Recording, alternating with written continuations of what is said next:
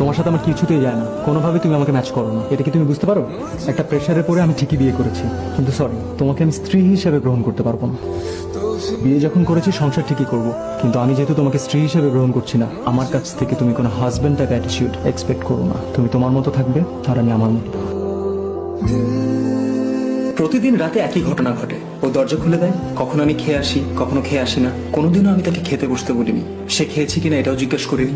এরপর রুমে ঢুকে আমি আমার মতো ঘুমিয়ে পড়তাম। সে কেমন আছে, ওর কোনো কিছু লাগবে কিনা কিছু জিজ্ঞাসা করা হয়নি।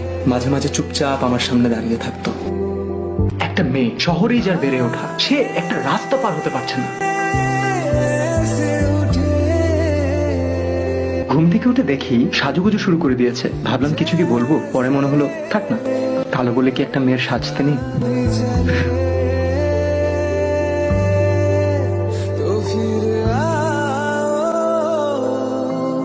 मुझको सताओ